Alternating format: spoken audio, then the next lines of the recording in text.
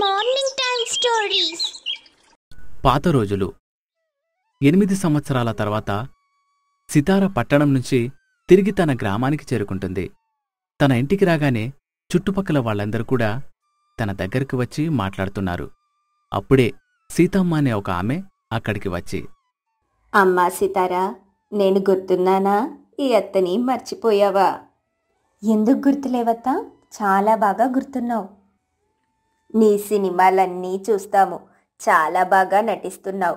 కొత్తగా సీరియల్లో కూడా కనబడుతున్నావుగా. చాలా చాలా బాగుంటుంది అదంతా. అందుకు ఆమె నవ్వుతూ ఉంటుంది. ఆ తర్వాత అక్కడ వచ్చిన వాళ్ళందరూ కూడా మాట్లాడి వెళ్ళిపోతారు. అప్పుడే తన స్నేహితురాలు అరావలి అక్కడికి వచ్చి, సితారా, సాధించావు. నువ్వనుకున్నది సాధించేశావు. నువ్వు పడిన కష్టాలు బాధలు అన్నీ పోయాయి. నువ్వు మళ్ళీ ఇక్కడికి తిరిగి వస్తావని ఊరి వాళ్ళెవ్వరూ ఊహించలేదు. మన తెలుగు అమ్మాయి, పైగా పల్లెటూరు అమ్మాయి పెద్ద హీరోయిన్ అయిందని పేపర్లలో వార్తల్లో తెగ మారిమోగిపోతోంది. నిన్ను చూస్తే నాకు చాలా సంతోషంగా ఉంది సితారా. ఆరావలి, ఒక్కసారి నన్ను చెరువుగట్టు దగ్గరికి తీసుకెళ్తావా? నేను నీతో చాలా మాట్లాడాలి. అందుకు అరావలి, సితారా, ఇప్పుడు నువ్వు మామూలు మనిషివి కాదు, సెలబ్రిటీవి. ఆటోగ్రాఫ్లు, ఫోటోగ్రాఫ్లు అంటూ జనాలు నిన్ను బయట తిరగనివ్వరు. మరేం పర్వాలేదు, నన్ను తీసుకువెళ్ళు అని అనడంతో అక్కడే ఉన్న బామ్మ, అమ్మా సితారా, ముందు నీకు దిష్టి తీస్తాను. ఆ తర్వాత స్నానం చేసి నువ్వు ఎక్కడికన్నా వెళ్ళు. అందుకు సితారా సరే అంటుంది. ఇంకా సితారా స్నానం చేసి తన డ్రెస్ తీసేసి పద్ధతిగా చీర కట్టుకుని అరావలి దగ్గరికి వస్తుంది. ఏంటే, నేను చీర కట్టుకున్నానని కాంపిటీషన్కి నువ్వు కూడా చీర కట్టుకున్నావా? సరే, అలాగే అనుకో. ముందు పద. ఇద్దరూ కలిసి చెరువుగట్టు దగ్గరికి వెళ్తారు. అక్కడ కూర్చొని ఇద్దరూ మాట్లాడుకుంటూ ఉండగా చుట్టుపక్కల జనం సితార దగ్గరికి వచ్చి మాట్లాడి ఫోటోలు తీసుకుని వెళ్తారు. కొంత సమయం తర్వాత అందరూ అక్కడ్నుంచి వెళ్ళిపోతారు. అప్పుడు సితార అరావలితో మాట్లాడుతూ, ఆరావలి, నేను ఈ ఊరిని వదిలిపెట్టి వెళ్ళడానికి ఎవ్వరూ సహాయం కూడా చేయలేదు. ఒక్క నువ్వు తప్ప. నీ దగ్గర ఉన్న గోల్డ్ చైన్ నాకిచ్చావు. దాని నమ్మిన డబ్బుతో నేను ముంబై వెళ్ళాను. అక్కడ చాలా ఇబ్బంది పడుతూ చదువుకుంటూ నా మోడలింగ్ స్టార్ట్ చేశాను. ముందు ఈ నరకం నుంచి బయటపడడానికి నాకు సహాయం చేసినందుకు చాలా కృతజ్ఞతలు. అన్నట్టు మా అమ్మ వాళ్ళందరూ బానే ఉన్నారా? మీ అమ్మ, మీ చెల్లెలు, మీ సవతి తండ్రి అందరూ బాగానే ఉన్నారు. అసలు ఇప్పుడు చెప్పు, ఇప్పుడు నువ్వు ఇంకా ఏం ప్రాజెక్ట్స్ చేస్తున్నావు? డబ్బు బాగా సంపాదించావు కదా, ఊర్లో ఇల్లు కూడా కడుతున్నావు. నా జీవిత కథని సినిమాగా తీయాలని అనుకుంటున్నాను. అందుకే నిన్ను ఇక్కడికి పిలిచాను. నన్ను చిన్నప్పటి నుంచి నువ్వు చూసావు కదా. నీకు తెలిసిన కథని నేను ఇక నుంచి వెళ్ళిపోయిన తర్వాత జరిగిన కథ మొత్తాన్ని చెప్తాను. అది విని ఏదైనా మార్పులుంటే చెప్పు. మార్పులు చేర్పులు అంటే నాకు తెలియదు, కానీ నువ్వైతే నీ కథని చెప్పు. ఏమన్నా ఉంటే నేను చెప్తాను అని అంటుంది. ఆ తర్వాత సితార తన కథని చెప్పడం మొదలుపెడుతుంది. నీకు గుర్తుందా, మనిద్దరం కూర్చుని మాట్లాడుకుంటున్నాం. సితారా, నేనేం తీసుకొచ్చానో తెలుసా? ఇదిగో చూడు, చింతపండు, జామాకులు, ఉప్పు. అబ్బా, చాలా బాగుంటుంది. తిందాం, ఇలా ఇవ్వు. మనం వాటిని తింటూ ఉండగా పంతులు గారు వచ్చారు. అమ్మాయి సితారా, ఏంది ఇక్కడున్నావు? మీ నాన్నకి ఆరోగ్యం బాగోక హాస్పిటల్ తీసుకెళ్లారు, వెళ్ళక్కడికి. అప్పుడు నేను కంగారుగా ఎక్కడికి వెళ్ళారు ఏంటి అని అడిగాను. పంతులు గారు విషయం చెప్పిన తర్వాత నేను, నువ్వు హాస్పిటల్కి వెళ్ళామా? అక్కడికి వెళ్ళిన తర్వాత నాన్నని ఇంటికి తీసుకెళ్లారు అని చెప్పారు. మనం భయంతోనే ఇంటికి వెళ్ళామా? తీరా వెళ్తే అక్కడ అందరూ జనం ఉన్నారు. నాన్న చనిపోయారు. ఆ రోజు నా జీవితంలో మర్చిపోలేని రోజు. ఆ రోజుతోనే మా జీవితాలలో చాలా చెడ్డ మార్పు వచ్చింది. నేను ఏడుస్తూనే ఉన్నాను. నాన్న, మమ్మల్ని అందరినీ ఒంటరి వాళ్ళని చేసి వదిలిపెట్టి వెళ్ళిపోయావా నాన్న? దేవుడా, ఎందుకు మమ్మల్ని ఒంటరి వాళ్ళని చేయాలని అనుకున్నావు? ఇలాంటి రాత ఎవరికి రాయకూడదు అంటూ ఏడుస్తూనే ఉన్నాం. తర్వాత కార్యక్రమం అంతా ముగిసిపోయింది. నానమ్మ, అమ్మ, నేను ఏడుస్తూనే ఉన్నాం. చుట్టుపక్కల వాళ్ళు వస్తూ పోతూ ఉన్నారు.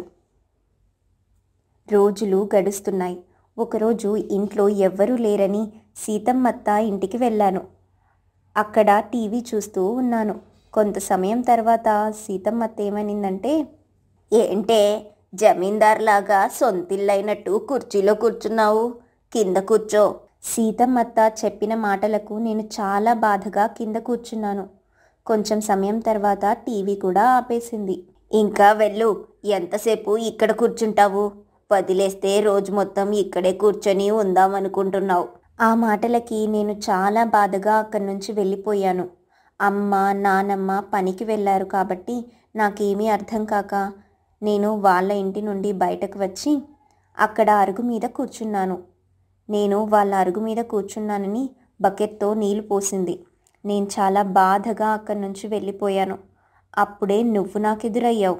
ఏంటే బట్టలు మొత్తం తడిచిపోయాయి, ఏం జరిగింది? ఏం లేదులే కానీ ఎక్కడికి బయలుదేరావు? నీ దగ్గరికే బయలుదేరాను. పద, సీతమ్మత్త వాళ్ళ ఇంటికి వెళ్ళి కొంచెం సేపు టీవీ చూద్దాం. ఇప్పటిదాకా అక్కడే ఉన్నానే. అయినా మీ ఇంట్లో టీవీ ఉంది కదా, ఇక్కడి దాకా ఎందుకు వచ్చి చూస్తున్నావు? మా ఇంట్లో టీవీ ఉంది కానీ నువ్వేమో మా ఇంటికి రమ్మంటే రావు. నేను అంత దూరం నుంచి నడుచుకుంటూ నీ కోసం రావాలి. మీ ఇంట్లో టీవీ లేదు. ఇక కలిసి మనిద్దరం టీవీ చూడ్డానికి సీతమ్మత్త ఇంటికే వెళ్ళాలి. నీకోసమని ఇంత దూరం వస్తున్నాను. నా కోసం నువ్వు ఇంత దూరం రావాల్సిన అవసరం లేదులేవే. నేను అమ్మకి ఏదో ఒకటి చెప్పి నేను మీ ఇంటికి వస్తాను. ఇద్దరం కలిసి టీవీ చూడొచ్చు. అబ్బా, ఎంత బాగా చెప్పావే. అన్నట్టు ఈరోజు సుబ్బు దగ్గర నుంచి గోళీలు దొంగతనం చేశాను. పద, గోళీలు ఆడుకుందాం. మగపిల్లల్లాగా ఆటలేంటి అని నేను నీతో చెప్పలా? ఇంతలో అమ్మ, నానమ్మ వచ్చారు. ఆ తర్వాత నువ్వు ఇంటికి వెళ్ళిపోయావు.